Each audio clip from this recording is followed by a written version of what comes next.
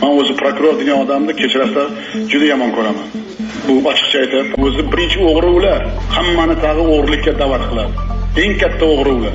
Bularning uylarini qaranglar, tagidagi mashinalarni qaranglar.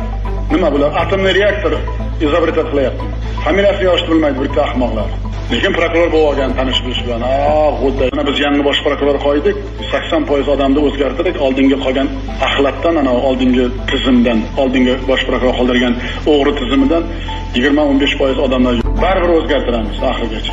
Yo prokuror halol bo'lib ishlaydi, yo umuman prokuraturani yo'q qilamiz. Bu odamlarning boshiga balo u prokuror degan bola. Halol ishlamaydimi? Hurmatli prezident va bizni xavfsizligimizni ta'minlashingizni iltimos qilib qolaman. Hurmatli prezident Shavkat Mirziyoyev, siz har doim aytasiz, yosh talantli bolalarni qo'llab-quvvatlaymiz deb. Ayrim bir qo'shtirnoq ishidagi puldorlar yosh talantli bolalarni qamat boryapti. Bizga yordam bermasangiz bo'lmaydi. Nima bo'lgan sizga bitta tushuntirib beraman. Alisher Sa'diyev Chef choyxona asoschisi challenge boshladi. Siz avvalambor choyxonamizga tashrif buyuring. Choyxonamiz haqida eng yaxshi videolarni olib Instagram sahifangizga joylang. Bundan tashqari bizning Instagram sahifamizga obuna bo'ling va shu video kommentariyasida kamida 5 ta do'stingizni belgilang. Shundan so'ng biz bu videolar ichidan eng ko'p prosmotr yiqqan 3 ta g'olibimizni aniqlaymiz va ularga o'zimiz sovg'alarimizni topshiramiz. Sovg'alarimiz esa 3-o'ringa $200, 2-o'ringa $300 va 1-o'rinni egallagan videomiz uchun iPhone 17 Pro Max telefonni sovg'a qilamiz. Challenge-ga yana bizda choyxonaga video olinglar dedi. Kimlik ko'p prosmotr yig'sa, shunga iPhone 17 Pro Max sovg'a qilamiz dedi.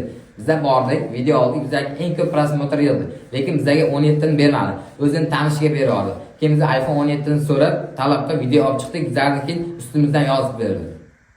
Ayariq tuman prokurori ilgari Urgut tumanida prokuror bo'lib ishlagan ekan, Alisher Sa'diyev bilan u tanish ekan.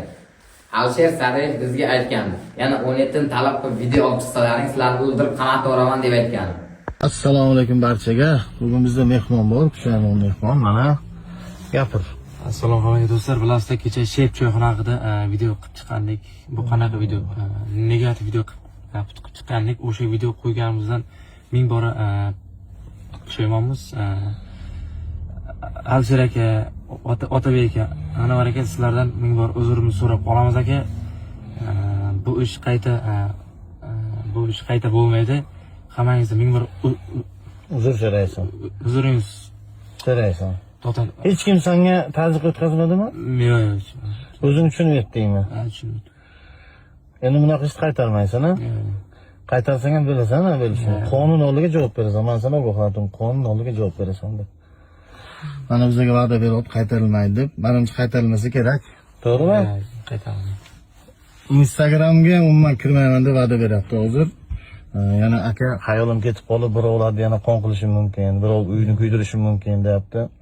Tentagim tutib qolib, shunga Instagramga ham iloji bo'lsa o'chirib tashlayman deyapti.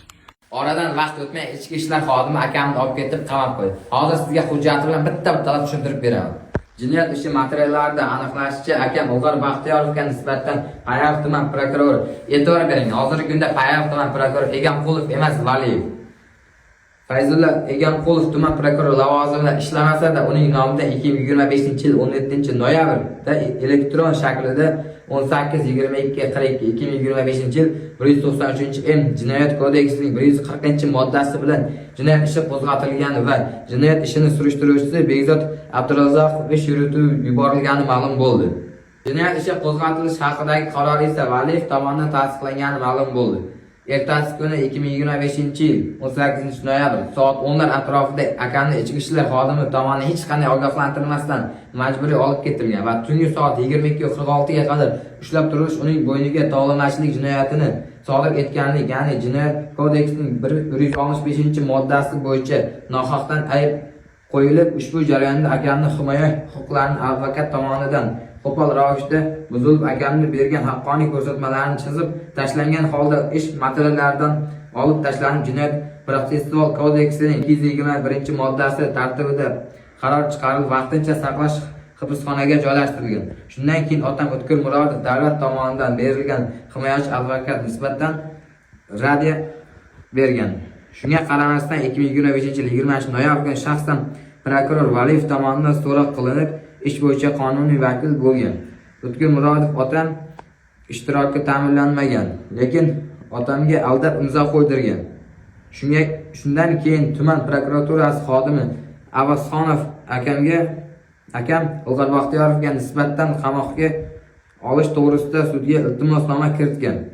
Jinoyat ishlari bo'yicha tergov sudyasi Ergash Qarshiyev raisligida akamga oid ishlarni ko'rib chiqish jarayonida akamni qonuniy vakil bo'lgan otam O'tkir Murodov tomonidan mazkur ishdan akamni voyaga yetmaganligi va jinoyat sodir etmaganligini inobatga olib Konstitutsiya 28-moddasiga asosan himoya huquqidan foydalanish uchun himoyachi ishtirokini ta'minlashni so'rab kiritgan.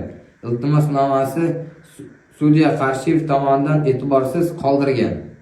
Natijada akam Baxtiyorov Ilg'or sudning xatosi bilan qamoqqa olingan. Vaholanki sud advokat ishtirokini ta'minlash uchun ma'lum bir muddat sudni to'xtatib turish mumkin edi.